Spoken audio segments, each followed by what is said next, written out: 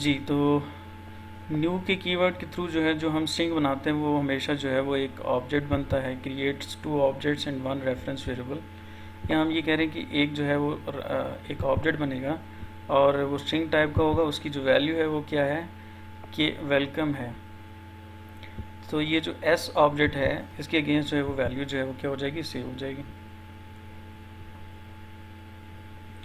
तो जो न्यू के साथ कीवर्ड क्रिएट होता है या स्ट्रिंग बनती है वो हमेशा जो है वो पूल में जाके, स्ट्रिंग पूल में सेव नहीं होगी बल्कि नॉन पूल हीप मेमोरी में जाके वो क्या होगी, सेव होगी। और अब जो है अगर आप फॉर एग्जांपल एक ऑब्जेक्ट एस को वेलकम वैल्यू असाइन कर रहे हैं, एक S1 को दोबारा से वेलकम वैल्यू असाइन कर रहे हैं, तो ये दोनों अलग अलग वैल्यूज़ होंगी, ये दोनों सेम नहीं होंगी। एग्जाम्पल देखें, जैसे हम ये करेंगे S1 is equal to Java, S2 is equal to, अगर हम एक चेंज करेंगे तो वो दूसरे में चेंज नहीं होगा। मैं अभी बताता हूँ।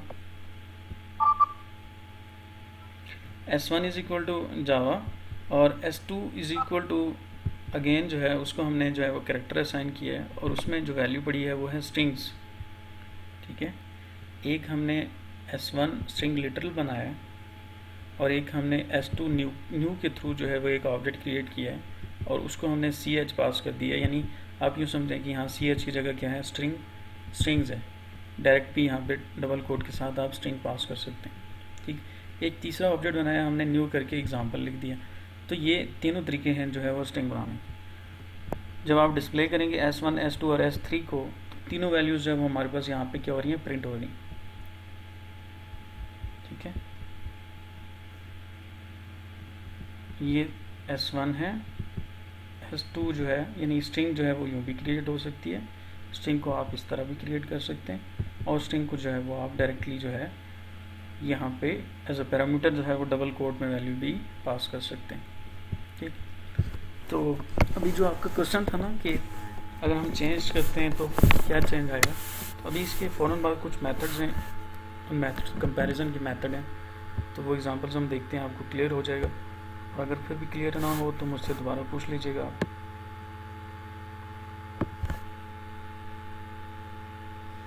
सर एक दफा दोबारा बता दें, जो आपने बताया जावा स्ट्रिंग एग्जांपल जो सेव होगा, ये जावा है, ये S1 में जाके सेव होगा? जी बिल्कुल, S1 में जावा सेव होगा, S2 तो में S2 में स्ट्रिंग, S2 में स्ट्रिंग सेव होगा और S3 में एग्जांपल सेव होगा। मैं ये बता रहा हूँ कि ये S1 जो है ये बेसिकली स्ट्रिंग लिटरल का कॉन्सेप्ट यूज़ हो रहा है, यानी ये अलग से जो स्ट्रिंग पूल है वहाँ जाके सेव होगा। और जो न्यू के थ्रू जो कीवर्ड हमने S2 और S3 बनाए हैं, S2 में स्ट्रिंग्स पड़ा हुआ है, S3 में एग्जांपल पड़ा हुआ है, तो ये जो दो वैल्यूज़ हैं ये पूल में जाके सेव नहीं होंगी बल्कि इनकी अलग अलग कॉपीज़ बनेगी। यानी आप यूँ समझें कि अगर मैं यहाँ पे लिखता हूँ ना S3 is equal to new और यहाँ पे मैं कह देता हूँ फॉर एग्जांपल स्ट्रिंग्स, एग्जांपल की जगह कह दूँ स्ट्रिंग्स, तो जो S2 की स्ट्रिंग्स वैल्यू है और जो S3 की स्ट्रिंग वैल्यू है ये अलग अलग हैं। जब भी न्यू से क्रिएट करेंगे हम तो वो अलग अलग जो है वो क्रिएट होती हैं। ठीक है,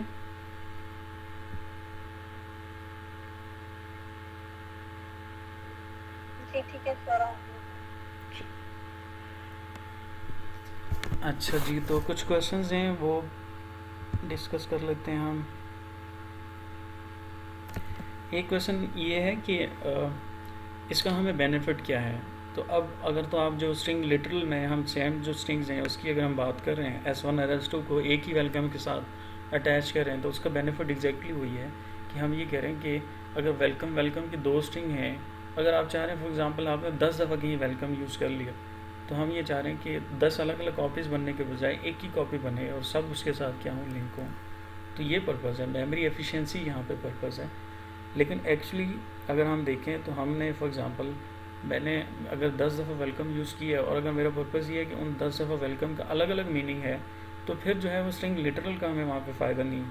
लेकिन अगर आप चाह रहे हैं कि वो एक ही स्ट्रिंग है तो फिर वहाँ हमें बेनिफिट है, यानी मेमोरी पॉइंट ऑफ व्यू से एफिशिएंसी जो है वो हमें मिलेगी ये स्ट्रिंग लिटरल के केस में। जबकि न्यू के थ्रू जो स्ट्रिंग हम बनाएंगे वहाँ पे मेमोरी एफिशिएंसी नहीं होगी। अगर आपने 50 स्ट्रिंग बना लिया, 50 में वेलकम ही रखा, तो न्यू के साथ अगर वो बनाई तो वो वेलकम जो है वो 50 दफ़ा क्रिएट होगा, उसको 50 दफ़ा अलग अलग मेमोरी मिलेगी। लेकिन अगर आपने स्ट्रिंग लिटरल यूज़ किया तो वहाँ पे वो एक ही वेलकम होगा और सब उसके साथ क्या हो जाएंगे, लिंक हो जाएंगे। तो अगेन डिपेंड करता है ना रिक्वायरमेंट के ऊपर।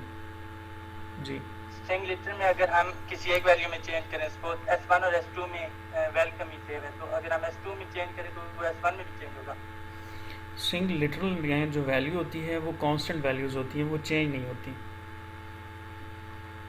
जब आपने S1 is equal to welcome लिखा ना, तो वो वेलकम वेलकम ही रहेगा, अब आप उसको चेंज नहीं कर सकते। अगर आप चाह रहे हैं कि वैल्यूज चेंज हो तो फिर स्ट्रिंग लिटरल नहीं बनाएंगे हम, वहाँ पे हम न्यू के साथ स्ट्रिंग बनाएंगे। सही है सर।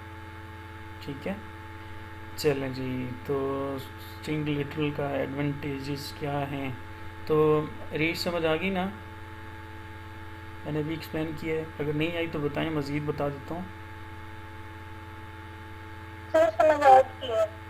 चलें गुड, तो नेक्स्ट चलते हैं, फिर हम एग्जांपल्स देखते हैं, आपको मज़ीद क्लियर हो जाएगा।